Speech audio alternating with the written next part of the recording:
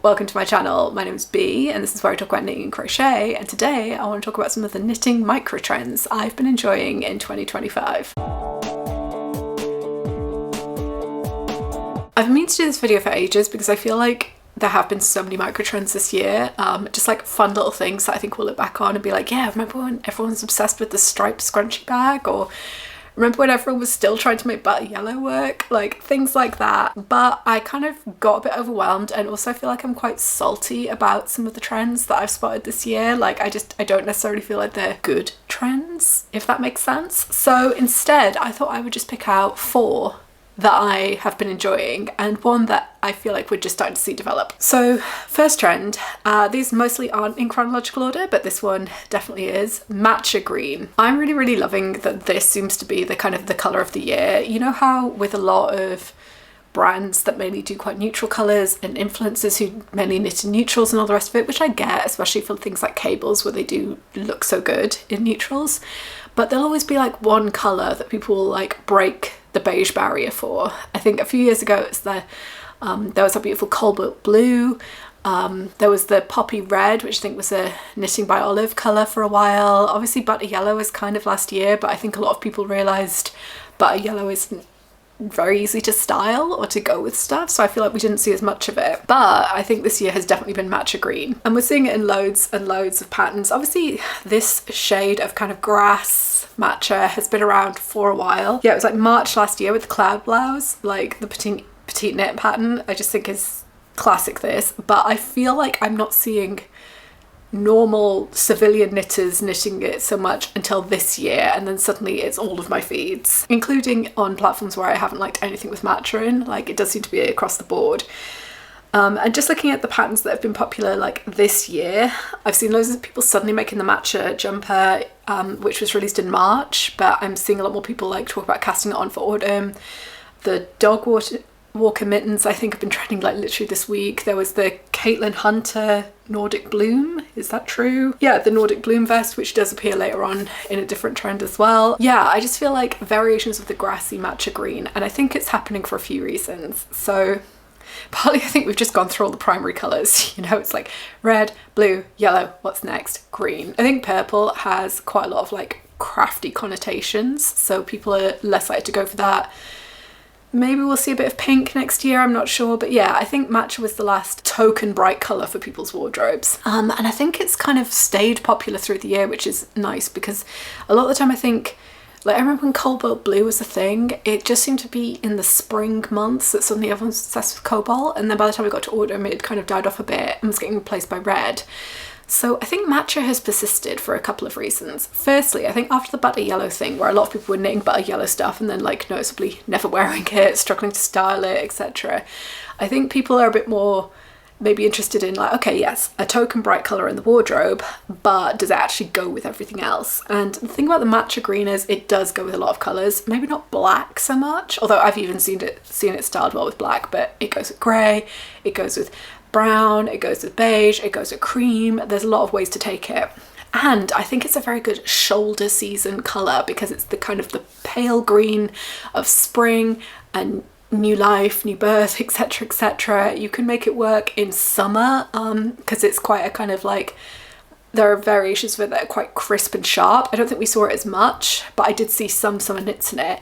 And then autumn, it's like when all the yellows and oranges and browns are kind of like becoming a bit more popular, matcha looks great with those. I think it's got longevity and I'm just really enjoying it. I'm knitting something myself in this yak green by Hayfield, and it just pleases me every time I see it. It doesn't matter what I'm wearing, so yeah, I just love that colour. Hey, was just editing this and realised that I actually didn't explain the next trend very well at all, and kind of just went off on a bit of a ramble about Gigi Hadid and shabby chic and stuff, which is not the trend I want to talk about. So let's just quickly try this again. So the next trend I want to talk about is something that I've given the terrible name of 90s holes. And what I specifically mean by that is deliberate holes in the garments that people are making. It is mainly garments which just bring back full-on nostalgia for the 90s for me.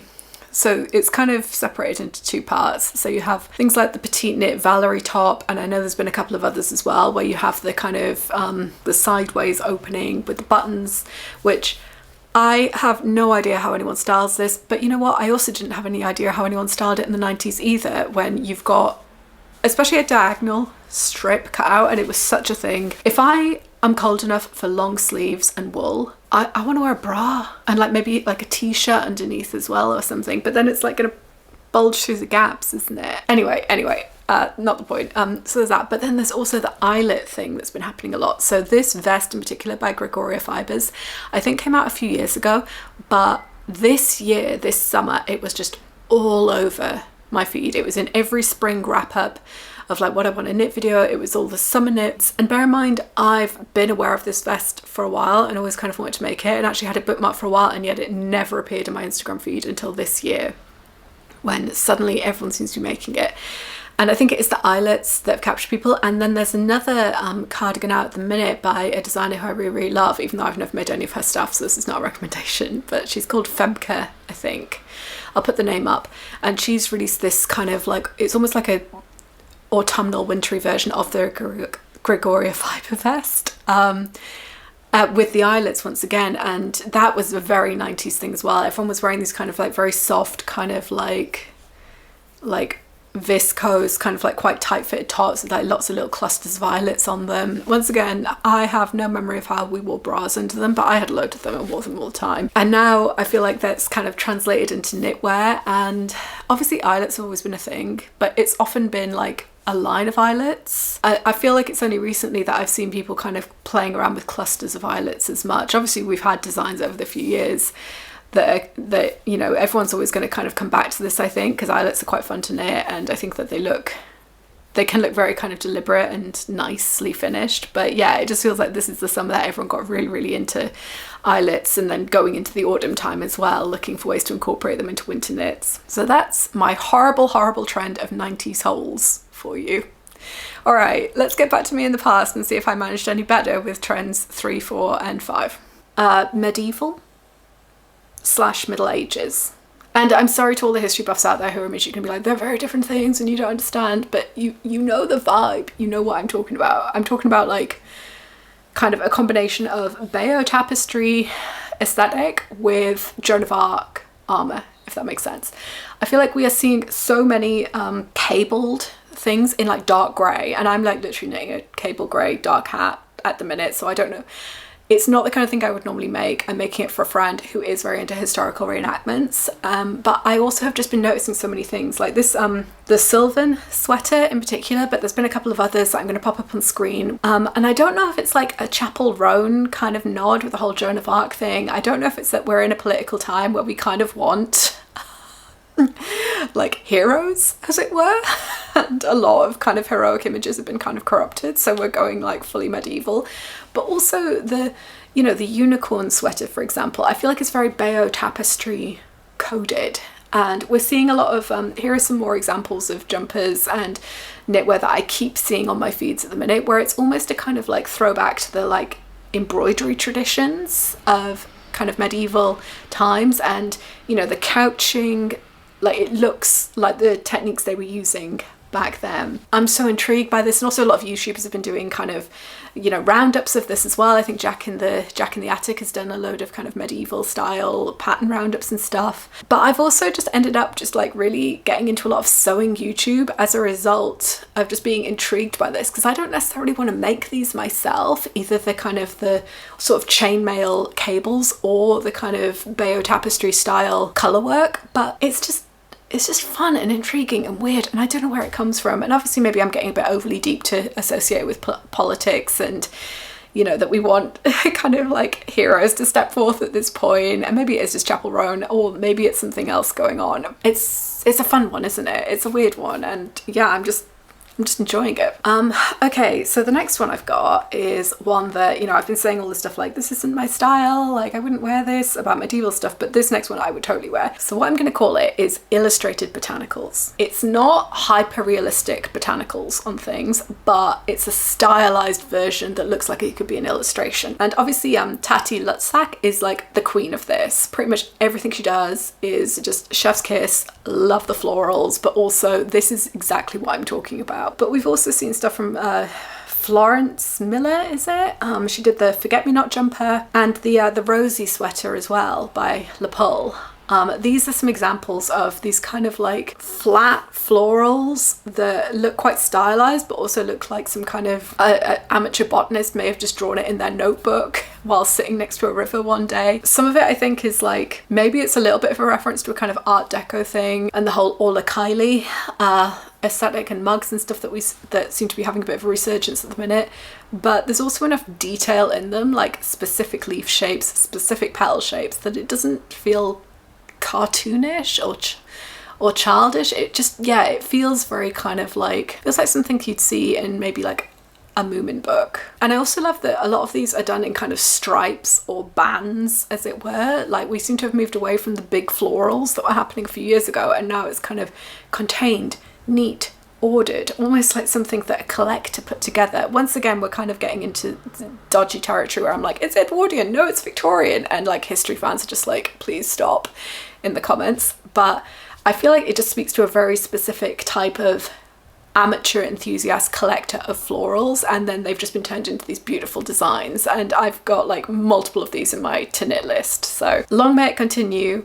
But looking at the designs that are being released for autumn, apart from the Rosie sweater, I'm not seeing as much of it, so I don't know if we can expect a lot more maybe of these designs in spring, which is when we tend to see the stuff come up. And then my last one, which once again I'm really enjoying, is Harlequin. So it's a kind of circusy type aesthetic, but in a very specific way. So we're not talking about scary clowns or anything, thank God, because I'm not a fan, to be honest, and it's Halloween, and if ever there was going to be a scary clown trend, it would be now, and I would not be enjoying it. But I think firstly, when we look at Dagen's recent collection, Lindsay Dagen, of the stuff she released, and she's always been the kind of the queen of clown, as it were, in terms of like, it's very Harlequin inspired, isn't it? Like lots of the diamonds, lots of the kind of pointy hats that almost like jester hats, lots of the kind of the reds and the golds and the kind of dark green and stuff like that. But also, and I think this is definitely an emerging micro trend. I saw, who was it? It was Jordan Amanda is going to host a make along, which is jester themed, and they pointed out the Foolish Virgins pattern by Calf Facet, which I was actually talking about earlier in the year about. It's one of my Roman Empire projects, and just they were encouraging people to make it. And they also had a load of other clown things. And what was really striking to me watching their video about it and all the inspiration is how many of these patterns have been released recently. It's also quite a thing in crochet, like you're seeing a lot of the kind of the lacy ruffs that are almost a little bit too big to be like a Victorian thing, like it looks like a kind of clown thing. You're seeing you're seeing the lacy wrist things. I don't know, once again, if this is like a political thing where on the one hand we want heroes and we want kind of like badass people wearing armor defending the weak, as it were, but we also like, I read somewhere that in times of political turmoil, which we are definitely in at the minute, where a lot of incumbent governments are being kicked out and losing power, and a lot of kind of like disruptive actors are coming into power and everything, I think that we want maybe the kind of the light-hearted relief provided by the Harlequin or by the jester. You know, we need to laugh and we need to be playful in the things that we're making, and I think that is absolutely, like with the illustrated botanicals, if that's almost, it feels like almost a retreat to the past. The jester Harlequin stuff feels like embracing the chaos of the now. So those are my 4.5/5 micro trends that I'm enjoying so far in 2025. Let me know if you're noticing any of these things, or if you have any thoughts about any of them or any of my theories on them, and like, subscribe, do whatever you want. Bye.